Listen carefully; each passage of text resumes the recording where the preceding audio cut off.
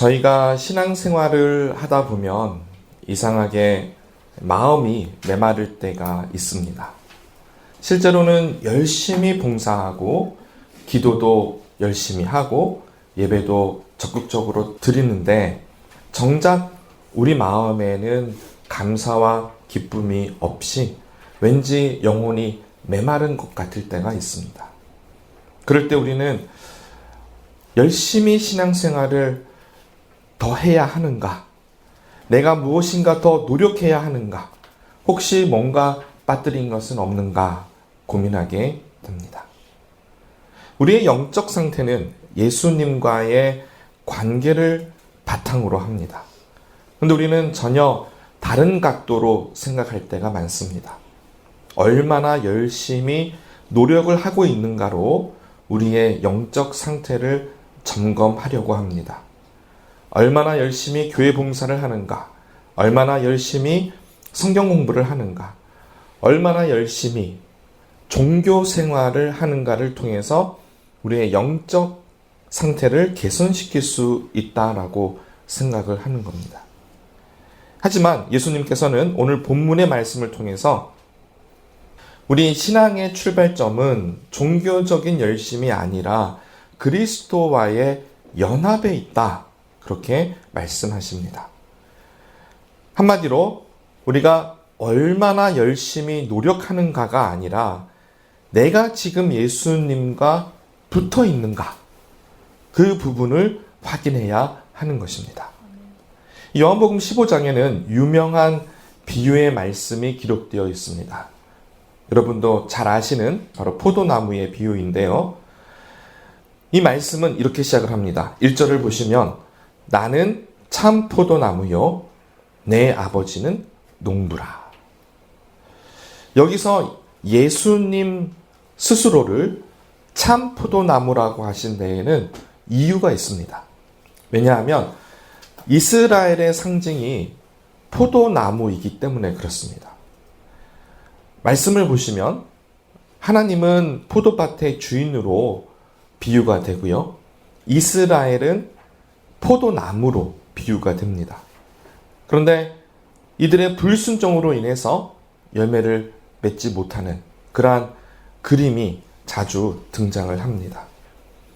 비록 이스라엘은 자신을 포도나무라고 여겼지만 예수님께서는 예수님 자신이 하나님의 참된 포도나무다라고 상징적으로 알려주신 것입니다. 이 부분은 우리가 그냥 지나치기 쉽지만 꽤 중요한 부분이 되는 것은 예수님께서 참 포도나무, 진짜 포도나무가 되어서 우리에게 생명을 주시는 그 뿌리가 되시기 때문에 그렇습니다. 우리의 생명의 원천, 그분이 바로 예수님이십니다. 2절을 우리 함께 읽겠습니다. 2절입니다. 무릇 내게 붙어 있어 열매를 맺지 아니하는 가지는 아버지께서 그것을 제거해 버리고 무릇 열매를 맺는 가지는 더 열매를 맺게 하려 하여 그것을 깨끗하게 하시느니라.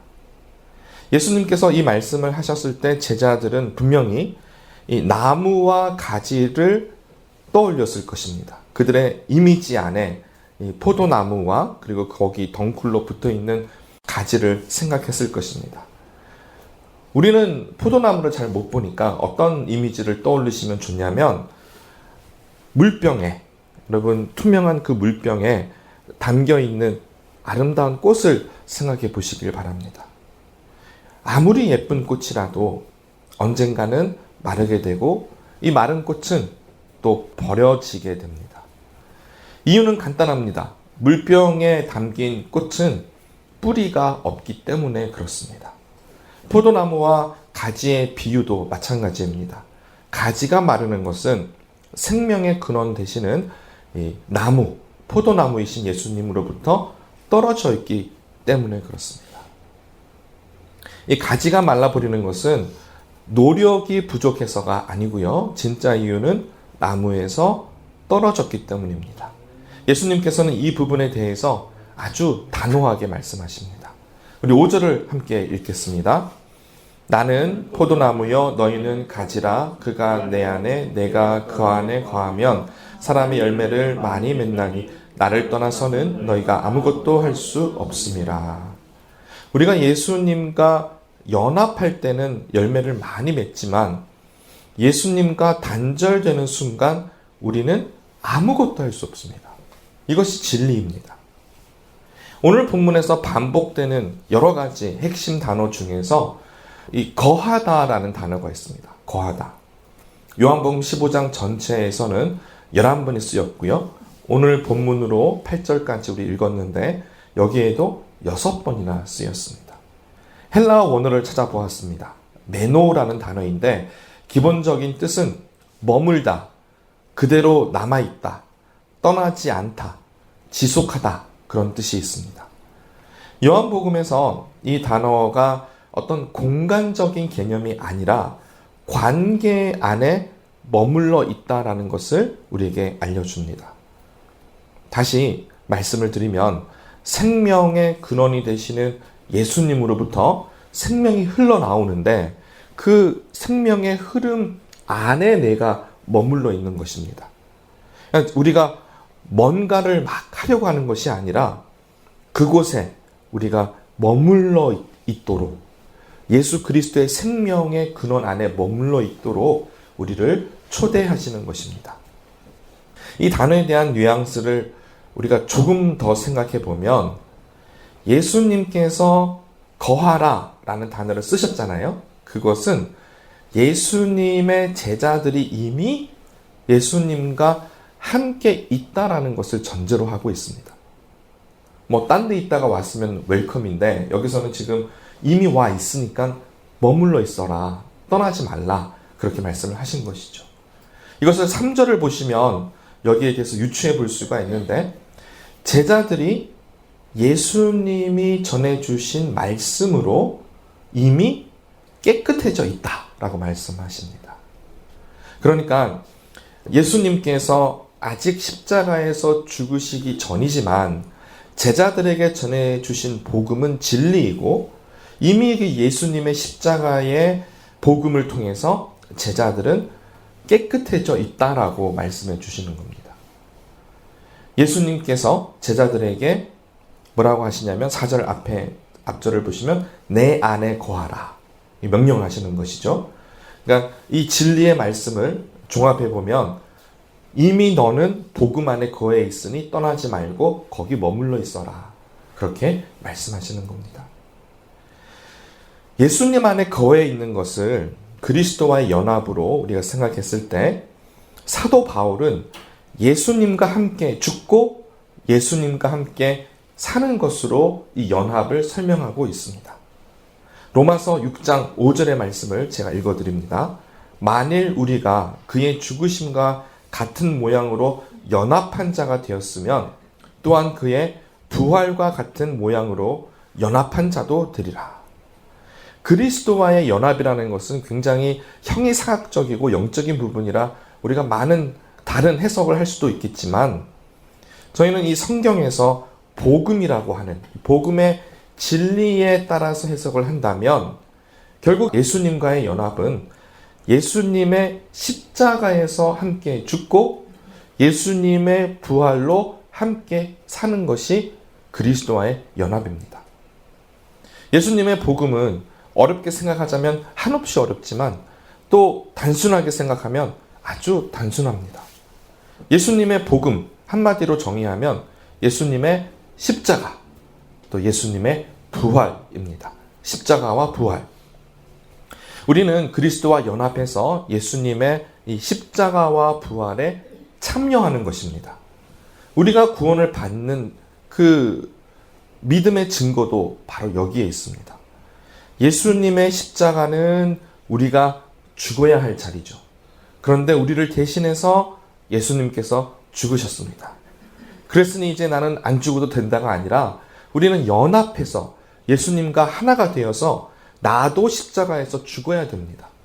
교만하고 하나님을 대적하고 하나님보다 죄를 더 사랑했던 나의 그 옛 자아가 예수님과 함께 죽었을 때 우리는 그것을 십자가와의 연합이다. 십자가에서 예수님과의 연합이다 라고 할 수가 있는 것입니다. 그리고 예수님께서 죽음을 이기시고 다시 사신 것처럼 예수님의 재림의 때에 우리도 다시 살게 될 것입니다. 지금은 우리가 이것을 두 눈으로 확인할 수는 없습니다. 하지만 내 안에, 우리 안에 역사하시는 성령님으로 인해서 내가 부활해서 영생을 누리는 것을 확인하게 됩니다. 이것이 예수님의 부활의 연합입니다. 그래서 십자가와 부활의 연합이 우리에게 구원을 허락해 주는데 우리는 이 복음의 진리 안에 거해야 합니다. 그곳에 머물러 있어야 합니다. 그래서 예수님과의 연합이 예수님과 함께 죽고 예수님과 함께 사는 것일 때 우리는 이 정체성이, 우리의 정체성이 예수님과 함께 하게 되고 그 결과로 열매를 맺게 됩니다. 이것이 오늘 본문의 말씀입니다. 물론 우리가 열매를 맺으려고 그리스도와 연합하는 것은 아닙니다. 오히려 그 반대입니다. 그리스도와 연합했기 때문에 그에 합당한 열매를 맺게 됩니다. 우리는 이 종교적인 열심을 통해서 영적 성장을 이루는 것이 아니고 예수님과 깊은 관계를 가질 때 그에 합당한 영적인 성장이 따라오게 됩니다. 그런데 우리는 또 인간이기 때문에 열매를 보아야 그 열매를 통해서 믿음의 증진이 우리에게 허락이 됩니다. 그래서 우리가 예수 그리스도와 연합했을 때 어떤 열매가 나타나게 되는데 오늘 이 7절의 말씀에서 제가 이 두 가지 열매를 함께 생각해 보기를 원합니다. 자, 그리스도와 연합했을 때 나타나는 열매가 무엇일까요? 한번 7절을 한번 보십시오. 7절을 보시면은 그리스도와 연합했을 때 나타나는 열매가 있습니다. 이게 뭐냐면 말씀하고 기도입니다. 함께 7절을 큰 소리로 함께 읽겠습니다. 너희가 내 안에 거하고 내 말이 너희 안에 거하면 무엇이든지 원하는 대로 구하라. 그리하면 이루리라. 엄청난 약속이죠. 근데 이것이 바로 그리스도와 십자가와 부활에 연합했을 때 우리에게 주어지는 열매입니다. 첫 번째 열매는 말씀인데요. 보시면 우리가 예수님 안에 거했을 때 그분의 십자가와 부활을 통해서 우리의 모든 심령이 주님께 드려졌을 때 어떤 현상이 우리에게 일어나냐면 내 말이, 예수님의 말씀이, 하나님의 그 말씀이 너희 안에 거하면 우리 안에 거하게 됩니다. 이것이 말씀의 열매입니다. 우리 마음에 하나님의 말씀이 살아서 움직이기 시작합니다. 히브리서 4장 12절은 이렇게 말씀합니다. 하나님의 말씀은 살아있고 활력이 있어 좌우에 날선 어떤 검보다도 예리하여 혼과 영과 및 관절과 골수를 찔러 쪼개기까지 하며 또 마음의 생각과 뜻을 판단하나니. 이 하나님의 말씀이 우리 안에 역사하시기 시작할 때 우리 안에 변화가 일어나게 됩니다. 우리 안에 하나님의 말씀이 살아서 역사하는 그것이야말로 우리가 그리스도와 연합했을 때 나타나는 첫 번째 열매입니다. 우리 안에는 세 가지 종류의 소리가 있습니다. 하나님이 주시는 소리, 악한 영 혹은 세상, 사탄의 소리가 있고요. 마지막으로 내 자아의 소리가 있습니다. 이 중에서 우리는 하나님의 소리를 들어야 하는데 정작 하나님의 소리는 굉장히 작습니다. 왜냐하면 본질적으로 우리는 하나님의 소리를 듣고 싶어 하지 않기 때문에 여러분 그런 경험 해보셨죠? 내가 듣고 싶은 건 잘 들리고 듣기 싫은 말은 잘 안 들려요. 이게 사람의 심리인데 하나님의 말씀을 우리가 사모하지 않으면 사실은 하나님이 소리를 들려주셔도 우리가 그냥 지나칠 수밖에 없다라는 것이죠. 그런데 우리가 복음을 통해서 예수님의 십자가와 연합하고 예수님의 부활에 우리가 연합했을 때 우리 마음에 하나님의 소리가 크게 들립니다. 왜냐하면 우리 마음이 이미 하나님께로 향했기 때문에 하나님의 소리를 우리는 잘 들을 수 있게 되는 그런 상태가 되는 것이죠. 이것이야말로 하나님이 우리에게 주시는 첫 번째 이 말씀이 우리 마음 가운데 거하는 놀라운 열매입니다. 두 번째 열매는 기도의 열매입니다. 근데 보통 기도가 아니고요. 응답받는 기도입니다. 우리가 예수님의 십자가 부활을 믿고 그리스도와 연합했을 때 첫 번째 열매가 뭐라고요? 말씀이죠. 말씀이 우리 마음을 주장하기 시작했을 때 우리 생각이 하나님의 생각하고 연결이 됩니다. 그러니까 우리 안에 내 자아가 가지는 생각들이 내 멋대로 왔다 갔다 하면서 내가 원하는 대로 생각하는 것이 아니라 하나님의 말씀을 따라서 생각하게 되죠. 그러면 예수님이 어떤 말씀을 7절에 하셨냐면 그러면 네가 원하는 대로 구해라. 그러면 이루어지리라. 그때는 우리가 기도를 어떤 기도도 드려도 괜찮다라는 것입니다. 이것은 자유지만 우리가 이미 말씀 아래, 말씀의 통치 아래 들어가 있기 때문에 우리에게 주어지는 자유이고 또한 기도이며 또 하나님의 응답이 약속이 된 것입니다. 그래서 이 두 번째 열매는 응답받는 기도. 그래서 우리 생각이 주님의 뜻과 맞추어졌을 때 기도의 응답은 당연히 따라오는 결과입니다. 하나님의 말씀과 내 생각이 하나가 되었을 때 무엇이든지 기도를 하면 이루어진다. 얼마나 큰 하나님의 약속인지 모릅니다. 그래서 우리는 기도를 열심히 하게 되고 또 하나님 앞에 나아가 우리의 모든 것을 아뢰게 되는 것입니다. 가끔 우리가 기도를 할 때 기도를 열심히 하면 응답이 된다고 생각합니다. 근데 이게 종교적인 형태의 기도라면 효과가 없습니다.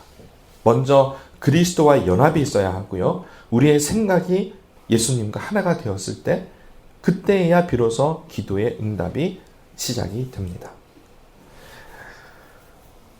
이제 마지막 8절 우리 함께 읽겠습니다. 너희가 열매를 많이 맺으면 내 아버지께서 영광을 받으실 것이요 너희는 내 제자가 되리라. 아멘. 자, 예수님과의 연합은 옵션이 아닙니다. 반드시 예수님과 연합해야 합니다. 예수님과 함께 십자가에서 죽고 예수님의 부활에 함께 참여해야 합니다. 지금은 우리가 믿음으로 이것이 가능하고 우리 안에 성령님이 계셔서 그것을 보증해 주시지만 마지막 날에는 우리 모두가 예수님과 같이 변화될 것입니다. 그래서 사랑하는 성도 여러분, 주님께서는 우리에게 대단한 일을 하라고 하지 않으세요. 우리 보고 이거 해라 저거 해라가 아니라 너는 내 안에 붙어 있어라.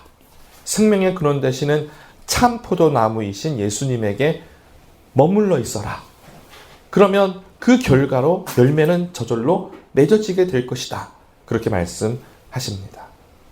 예수님께서 말씀하시는 열매, 첫 번째 열매는 우리의 생각이 하나님의 말씀으로 충만하게 되는 것이고, 둘째, 우리가 기도하는 모든 것들이 응답된다. 그것이 열매다라고 말씀해 주십니다.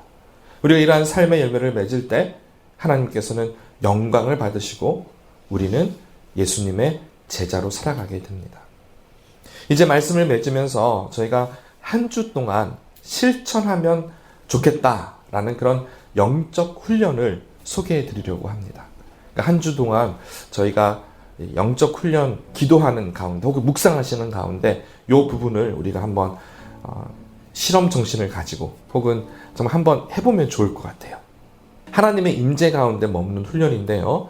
그러면 하나님은 임마누엘의 하나님이십니다. 그래서 우리가 하나님을 느끼거나 느끼지 못하거나 하나님은 이미 우리와 함께 계세요. 이 믿음을 드리는 것이 첫 번째입니다. 그리고 우리 안에 죄가 있다면, 죄책감을 들게 하는 어떤 요소가 있다면 그것을 회개함으로 혹은 선포함으로 우리의 죄악을 끊어내야 합니다. 죄를 가지고 있으면서 하나님의 임재를 함께 할 수는 없어요. 그래서 앞서 예배 시작할 때 저희가 항상 선포하는 것처럼 예수님의 십자가에서 흘리신 그 보혈로 우리가 정결하게 되었다라는 것을 믿으셔야 합니다. 믿으셔야 해요. 예수님의 보혈의 능력이 있습니다. 그래서 우리가 먼저 주님 앞에 그렇게 나아가고 그 다음 가능하다면 여러분 하나님의 그 말씀의 묵상이나 혹은 암송을 통해서 우리 마음 가운데 하나님의 말씀으로 채우십시오. 말씀으로 충만하게 하시고 그래서 내 내면이 다른 무엇보다 하나님의 말씀으로 채워지길 원합니다. 걱정과 근심이 있다면 다 물리치시고요. 말씀을 받으시고요. 이제 그런 상태가 되셨다면 이제 십자가와 부활의 복음으로 연합하시고 말씀이 내 마음을 충만하게 됐다면 이제는 기도의 자리로 나아가시는데 하나님 앞에 그냥 내 할 말만 끝내는 그런 기도가 아니고요. 그냥 조용히 하나님 앞에 그냥 머무세요. 하나님을 사랑하시고 하나님 만나기 원합니다. 하나님의 임재를 경험하기 원합니다. 제가 못 느낄 수도 있겠지만 주님 지금도 저와 함께 계시는 것을 믿습니다 라고 하시면서 잠잠히 계셔도 좋고요. 찬양을 하시고 싶으면 찬양을 하셔도 좋습니다. 소리내어서 기도하셔도 좋고요. 어떤 형태로든지 주님 앞으로 그 상태로 나아가시길 바랍니다. 그리고 여기가 가장 중요한 부분인데 기도를 어느 정도 하고 나면 정신이 혼미해지기도 하고요. 어떨 때는 기도하다가 생각이 딴 데로 막 흘러가기도 하고 그래요. 근데 그러고 나서 이제 기도가 끝날 때쯤 되면 정신을 차립니다. 이게 우리가 가지는 그런 내면에서 일어나는 일들인데 내가 정신을 차리는 그 순간에 다시 기도하십시오. 그때 다시 집중을 하시고 여러분 왜 그런 거 있잖아요. 여러분 일을 막 하시다가 듀데이트가 있어요. 그래서 그걸 마치려고 열심히 내가 더 집중하게 되는 것처럼 기도도 시작할 때 잘하게 되고 마칠 때 잘합니다. 근데 마치려고 하는 그때 다시 한번 무릎을 꿇으십시오. 그때 다시 한번 주님께 나아가서 기도하시면서 거기에 그냥 머물러 계십시오. 아주 작은 훈련이지만 그때 하나님의 감동, 하나님의 내 마음에 주시는 소리라고 해야 될까요? 마음에 주시는 하나님의 감동을 우리가 받을 수 있는 그 순간이 됩니다. 그래서 이번 한 주 동안 묵상의 어떤 내면에서 일어나는 일들을 제가 설명을 드렸습니다. 한번 시도해 보시고 이번 한 주 동안 주님 앞으로 그분의 임재 가운데 내가 머물러서 찬양하고 기도하고 주님께 마음껏 나아가시는 한 주가 되시길 간절히 바랍니다. 함께 우리 기도하겠습니다.